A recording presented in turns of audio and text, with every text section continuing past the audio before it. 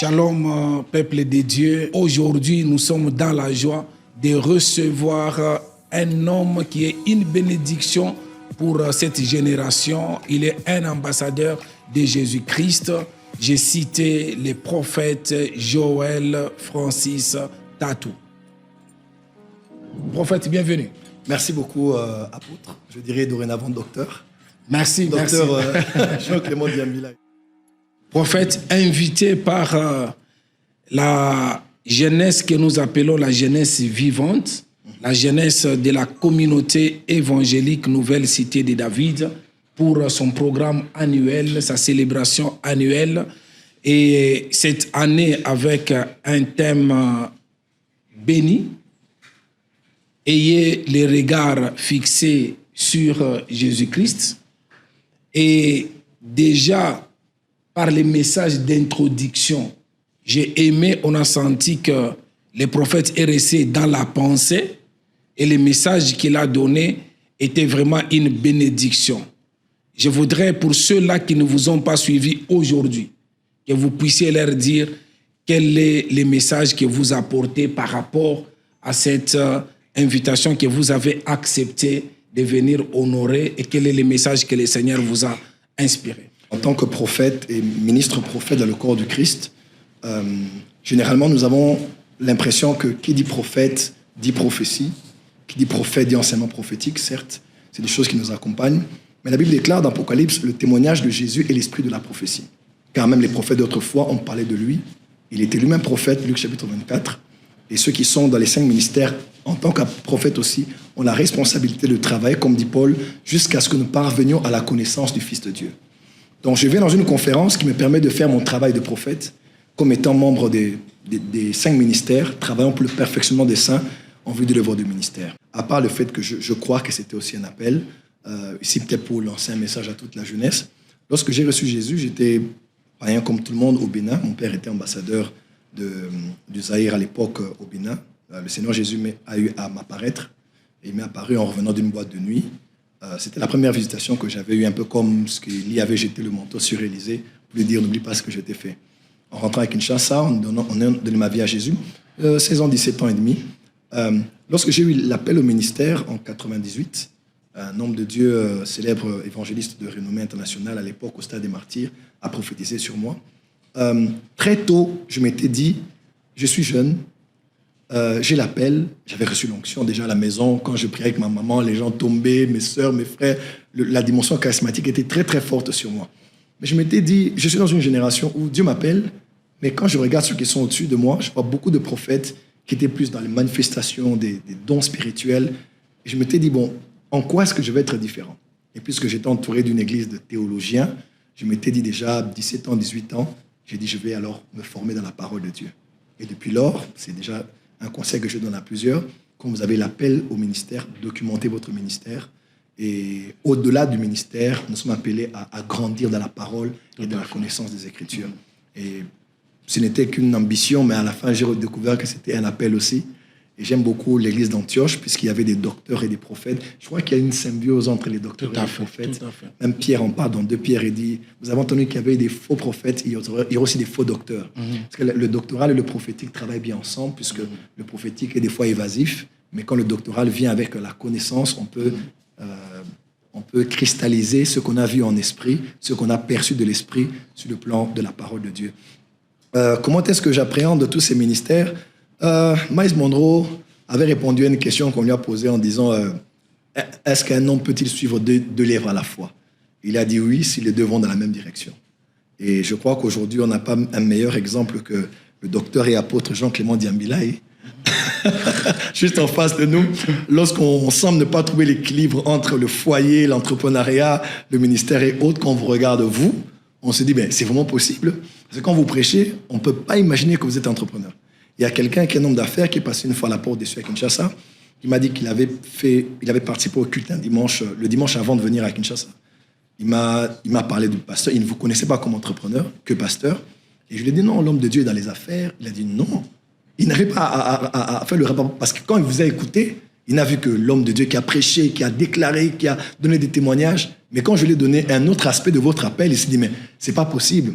Je crois qu'il nous appelle être roi et sacrificateur. Le roi règne dans le temple, le sacrificateur a son bureau, le roi dans la cour royale et le sacrificateur auprès de l'autel. Je crois que ces deux dimensions peuvent cohabiter.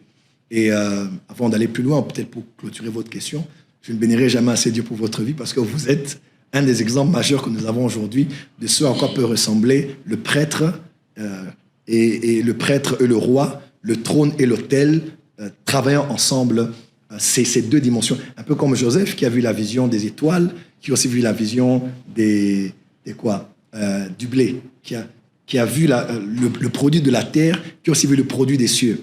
Cette dimension spirituelle et cette dimension sociale, sociétale, mise ensemble. Donc, en tout cas, pour moi, je ne peux que dire ça.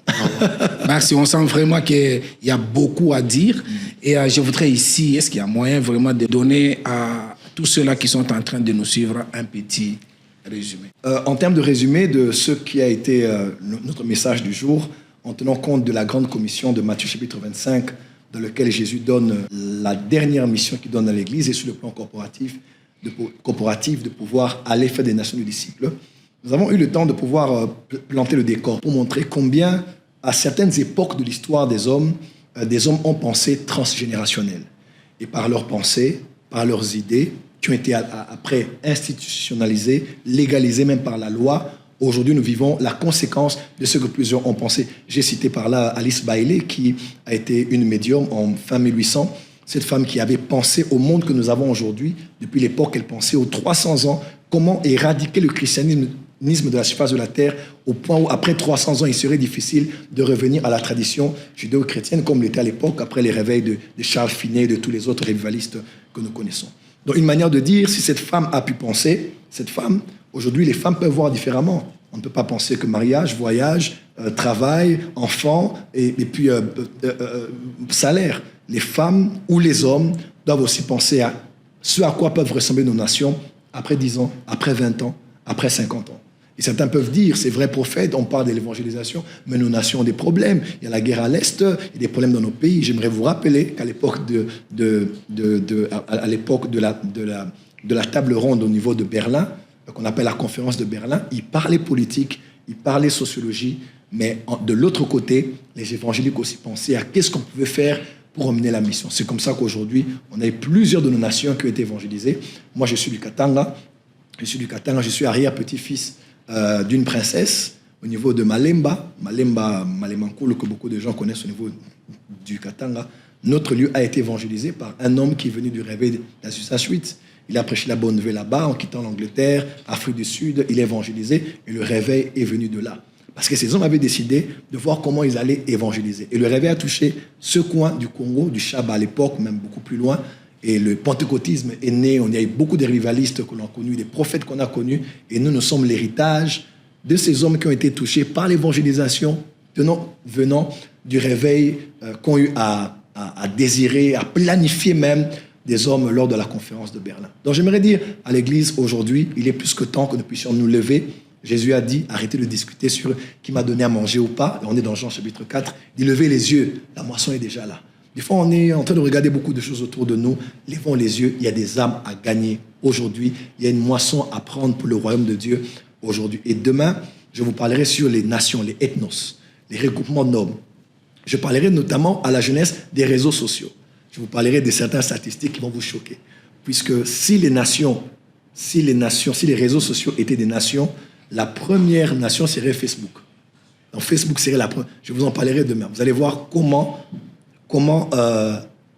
les réseaux sociaux peuvent être des nations que nous pouvons pénétrer pour y apporter la bonne nouvelle de Jésus. Alors que nous sommes en train d'aller vers la fin, une question vraiment, en tout cas, de curiosité. Je vous en prie. Quelqu'un me pose une question en disant, vous avez invité les prophètes, il faut vraiment qu'ils nous parlent. Comment ils reçoivent les messages? Parce que des fois, on a envie, on veut vraiment aussi... j'ai fait à un certain moment un programme où j'ai parlé sur les prophétiques et les prophétismes, les ministères prophétiques, les dons prophétiques. Et comme je le disais aujourd'hui, tu es parmi les hommes vraiment que Dieu utilise dans ces domaines-là. Je voudrais vraiment que cette personne qui est en train de nous suivre, qui va nous suivre aussi, mais qui était vraiment, qui attendait cette question pour dire qu'il faut que les prophètes nous disent réellement quel est le secret vraiment sur le prophétique, comment il fait les choses. Il est parmi tant d'autres de ces prophètes-là qu'ils disent quand même un mot pour la personne qui est en train de nous suivre. J'aimerais peut-être dire, là, docteur, vous êtes en train de me mettre... Beaucoup de choses, je le sais. Dans de l'embarras, en tout cas. Je le sais. On ne sait pas. C'est ça les secrets de ces podcasts, Jean-Clément Diambila podcast. Comme ça, quand tu es là, on sent vraiment qu'on doit te garder. Il faut vraiment que tu donnes un secret qui va bénir quelqu'un dans les ministères, comme tu venais de le démontrer là. Je vais peut-être parler de deux choses uniquement sur ce qu'on parle de manifestation des dons spirituels, la parole de connaissance, la parole de sagesse, le discernement des esprits, la prophétie et autres. J'aimerais pas parler de comment elles se manifestent, mais j'aimerais parler des secrets qui peuvent vous permettre de vous prédisposer à les recevoir. La première chose que j'aimerais déjà vous dire, c'est l'intercession. L'intercession est le berceau, docteur, c'est le berceau dans lequel Dieu parle à ceux qui doivent communiquer sa pensée. Regardez avec moi, Dieu a dit à Moïse, il lui a dit, je te parlerai du haut du propitiatoire, dans le lieu très saint. Et regardez avec moi, l'étape qui venait juste avant le lieu très saint, c'est ce qu'on appelait l'autel des parfums. Et on parle des parfums qui sont les prières des justes, qu'ils font monter au niveau des cieux. L'étape qui vient avant l'étape de la voix de Dieu, c'est l'étape de la prière. Dieu ne peut pas vous parler sur des gens que vous n'aimez pas. Il ne peut pas vous révéler des choses sur un peuple que vous ne portez pas à cœur. Il ne peut pas vous confier des secrets des gens intimes si vous ne les respectez pas, si vous ne les aimez pas, s'ils ne comptent pas pour vous. Dieu ne peut envoyer que quelqu'un. Regardez par exemple dans Job 33, quand on parle de l'homme, Dieu parle tantôt d'une manière ou d'une autre. À la fin, on dit, mais s'il se trouve parmi eux un ange, un intercesseur, qui enseigne aux hommes la voie à suivre, qu'est-ce que Dieu dit? Dieu dit à l'ange intercesseur, va et dis à cet homme, j'ai trouvé une rançon. En d'autres termes, c'est l'ange qui intercède qui a été éligible à être envoyé pour apporter le salut à cet homme. Ne peuvent être envoyés que ceux qui ont intercédé. L'intercession, moi par exemple, la plupart de mes services prophétiques, je les prépare à la maison. Il y a des choses que Dieu me donne sur place, d'autres qu'il me donne à la maison. Aujourd'hui déjà, j'avais capté quelque chose sur quelqu'un qui était là, mais je l'ai eu avant, parce que je priais. Seigneur, je vais aller, je ne connais pas ces gens. Tu connais leurs besoins, tu connais leurs problèmes, tu connais leurs soucis. Parle-moi, révèle-toi à moi, Seigneur. Et puis quand je reçois un nom, un prénom, j'insiste sur ça. Je commence à parler. Parce que l'intercession, c'est le berceau qui forme les prophètes de Dieu. Au ciel, actuellement, il n'y a que 2 offices. Ici, nous prêchons la parole. Mais au ciel, il y a Jésus qui est à la droite du Père, qui intercède pour nous. Et il y a aussi les anges qui sont en train d'adorer. Parce que ce sont des offices éternels. Il y a un seul médiateur entre Dieu et les hommes, c'est Jésus-Christ homme. Quand vous lisez Ézéchiel chapitre 8, verset 1 et suivant, vous allez voir, l'ange a pris Ézéchiel et emmené Ézéchiel entre les cieux et la terre. Un prophète intercesseur n'est pas sur la terre et il n'est pas dans les cieux. Il est entre les cieux et la terre. Parce que Jésus n'est pas mort sur la terre ni dans les cieux, mais Jésus est mort entre les cieux et la terre sur la croix. Un intercesseur, c'est celui qui est au centre. Il comprend Dieu, il comprend les hommes. Il connaît les péchés des hommes, il connaît la sainteté de Dieu et il travaille pour les mettre ensemble dans la présence de Dieu. Un des secrets que je peux dire, docteur, c'est l'intercession. Si vous êtes à genoux pour les gens, Dieu vous parlera pour les gens. Parce qu'il ne peut pas vous confier les secrets des gens. Et même si vous êtes indifférent aux gens et que vous manifestez, les temps viendront, ça va baisser. Parce que Dieu verra que vous ne respectez pas son peuple, qu'il sait à qui au prix de son sang. Je crois que c'est peut-être la plus grande clé que je peux partager. Elle est bonne. Au fait, notre podcast, c'est un moment vraiment où je veux des dialogues, d'expériences.